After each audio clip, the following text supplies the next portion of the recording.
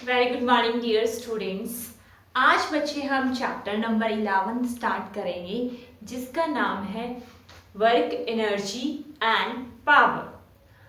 Physics में जो work की डेफिनेशन है वो थोड़ी सी डिफरेंट है। फिजिक्स में हम तब कहते हैं कि हम काम कर रहे हैं अगर हम कुछ फोर्स लगा रहे हैं और जिस चीज़ पे फोर्स लगा रहे हैं वो अपनी पोजीशन चेंज करगी, उसमें कुछ डिस्प्लेसमेंट होगी, तब हम फिजिक्स में कहेंगे कि हम वर्क कर रहे हैं। ठीक है, अदरवाइज नहीं कहेंगे। फॉर एग्जाम्पल, अगर कोई इंसान एक बर्डन लिए अपने सर के ऊपर खड़ा है, बड़ा सा अटैची उठाकर ऐसे खड़ा है, एक ही जगह पे खड़ा है, चाहे वो 10 घंटे ऐसे ही खड़ा रहे, पर फिजिक्स की लैंग्वेज में हम नहीं कहेंगे कि वो वर्क कर रहा है। वर्क तभी माना जाता है जब हम किसी चीज पे फोर्स लगा रहे हैं और जिस पे फोर्स लगा रहे हैं वो अपनी पोजीशन चेंज कर ले। ठीक है, तो वर्क की डेफिनेशन क्या होगी? When force is applied on an object and object displaces from its position then work is said to be done. हम तब कहते हैं कि वर्क डन हुआ है जब हम किसी पे फोर्स लगा रहे हैं, वो अपनी पोजीशन चेंज कर रहा है। ठीक है बच्चे, और कैसे लिखेंगे mathematically? Work is equal to force into displacement. अगर वर्क को W से लिखेंगे, फोर्स को F से, डिस्प्लेसमेंट को D से, तो work is equal to force into displacement. ये नॉर्मल सी डेफिनेशन है वर्क। ठीक है, वर्क की यूनिट्स क्या होते हैं? जैसे हम हर क्वांटिटी को किसी यूनिट में मेजर करते हैं, ठीक है, वैसे हम वर्क को भी किसी यूनिट में मेजर करेंगे, तो वर्क को हम जाउल्स में मेजर करते हैं। ठीक है, अब इसकी डेफिनेशन बताने से पहले कुछ एग्जांपल्स डिस्कस कर लेते हैं जिसमें हम बताएंगे कि वर्क हुआ है या नहीं हुआ है। ठीक है, जैसे दो इंसान हैं, एक ऐसे बॉक्स पड़ा है, एक इंसान इधर बॉक्स पे फोर्स लगा रहा है, दूसरा भी इधर फोर्स लगा रहा है, दोनों सेम फोर्स बल्कि ऑपोजिट डायरेक्शन में ऐसे फोर्स लगा रहा है, बट जो बॉक्स है वो अपनी पोजीशन चेंज नहीं कर रहा।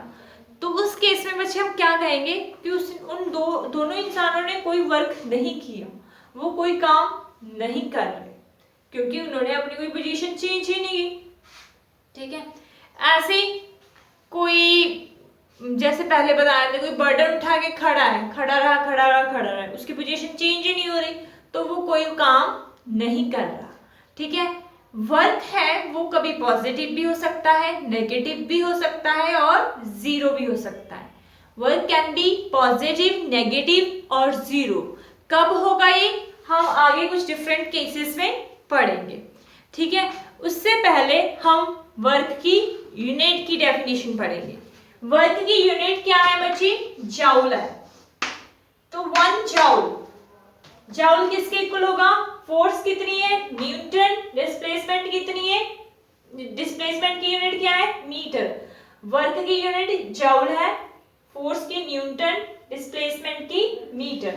तो 1 जाउल कब कहेंगे हम कब कहेंगे कि जो वर्क है वो 1 जाउल हुआ?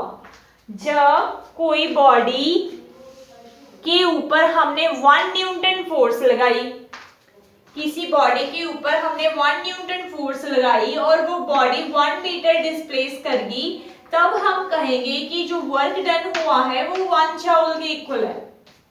ठीक है, 1 जाउल कब होगा? जब कोई बॉडी के ऊपर 1 न्यूटन फोर्स लगेगी और वो बॉडी 1 मीटर डिस्प्लेस कर जाएगी, तो 1 जाउल वर्क होगा। कैसे डेफिनेशन लिखेंगे? If 1 Newton force is applied on an object and object displaces 1 meter from its position, then work done is 1 joule. Question बच्चे ऐसा ही आता है, ये पूछा जाता है 1 joule की डेफिनेशन लिखो। What is the definition of 1 joule? तो आप 1 joule कैसे लिखोगे कि जब फोर्स 1 न्यूटन लगती है और बॉडी अपनी पोजीशन से 1 मीटर डिस्प्लेस हो जाती है, तब हम कहते हैं कि जो वर्क डन हुआ है वो 1 जाउल हुआ है। ठीक है बच्चे, और ये तो थी एसआई यूनिट। एसआई में 1 जाउल को लिखते हैं न्यूटन मीटर, बट सीजीएस में फोर्स के यूनिट क्या हो जाते हैं, डाइन, और इसके डिस्प्लेसमेंट के क्या हो जाएंगे, सेंटीमीटर। मीटर को सेंटीमीटर हो जाता है सीजीएस में, न्यूटन का डाइन हो जाता है। और 1 जूल किसके इक्वल होता है, 10⁵ डाइन सेंटीमीटर। ये थोड़ी सी एडिशनल इंफॉर्मेशन थी, मे बी आपकी बुक में नहीं हो, बट आपको पता होना चाहिए कि सीजीएस में अगर लिखना है तो 1 जूल किसके इक्वल होगा, 10⁵ डाइन पर सेंटीमीटर के इक्वल। ठीक है बच्चे। नेक्स्ट है, if force is applied at an angle theta.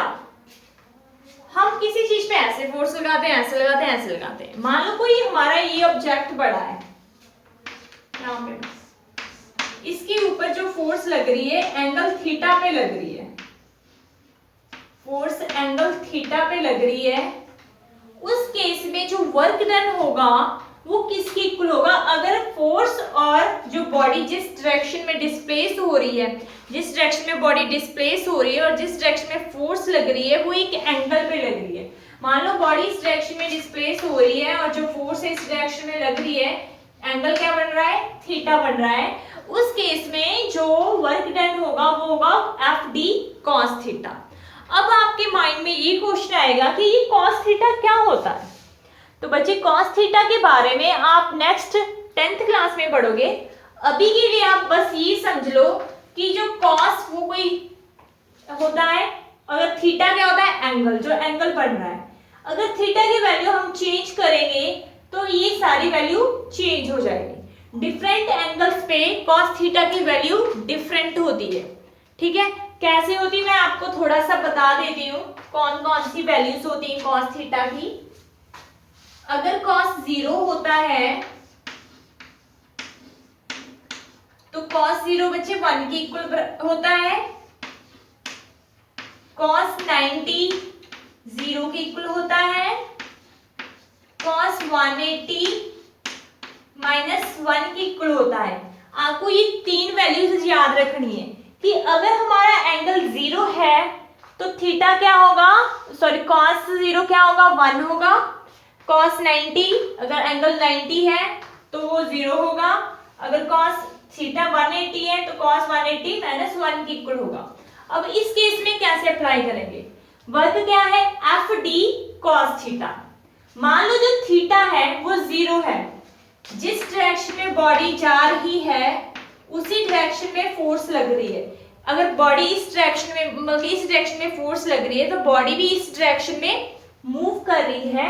उस केस में जो थीटा होगा वो क्या होगा, 0 होगा। ठीक है, मैंने जिस डायरेक्शन में फोर्स लगाई बॉडी उस डायरेक्शन में ही मूव करेगी तो एंगल क्या होगा बच्चे, 0 होगा। सेम होगा ना, फोर्स और डिस्प्लेसमेंट का एंगल सेम है तो थीटा 0 होगा। कॉस 0 किसके इक्वल होता है, 1।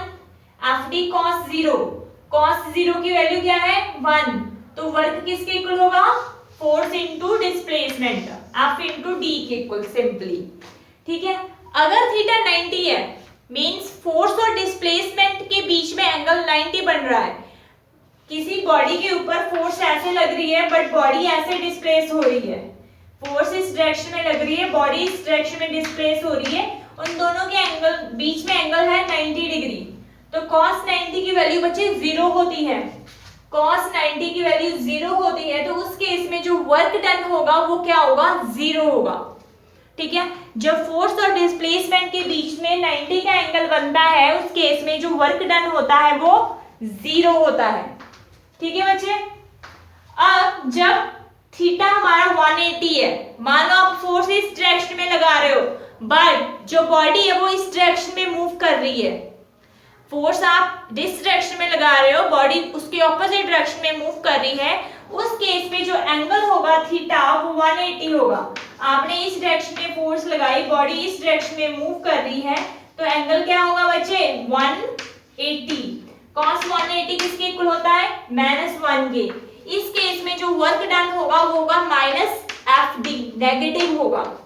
वर्क डन क्या होगा, नेगेटिव। तो हमारे पास 3 केसेस हैं, डिफरेंट केसेस हैं जिसमें हमने कहा कि वर्क डन हमारा 0 भी हो सकता है, पॉजिटिव भी हो सकता है और नेगेटिव भी हो सकता है, ठीक है। अगर हमारा एंगल जीरो है, जीरो से ज्यादा है तो वर्क डन पॉजिटिव होता है। जीरो कब होता है? जब एंगल 90 होता है। नेगेटिव कब होता है? जब फोर्स और डिस्प्लेसमेंट के बीच में जो एंगल है वो 180 है, ठीक है बच्चे। अब मैं एक न्यूमेरिकल करके बताऊंगी आपको। मान लो किसी ऑब्जेक्ट के ऊपर 10 न्यूटन फोर्स लगी है, force is equals to 10 newton, और वो उसमें जो डिस्प्लेसमेंट हुई है, बॉडी मूव्स 2 मीटर, तो वर्क डन क्या होगा? वर्क क्या होता है? Force into displacement. फोर्स क्या है? 10 न्यूटन, डिस्प्लेसमेंट क्या है? 2 मीटर, तो वर्क क्या हो जाएगा? 20 जूल। ऐसे ही बहुत इजी न्यूमेरिकल है इस चैप्टर के, जो हम आगे भी डिस्कस करेंगे जब हम एक्सरसाइज करेंगे। आज की क्लास में बच्चे बस इतना ही। थैंक यू बच्चे, have a nice day, take care.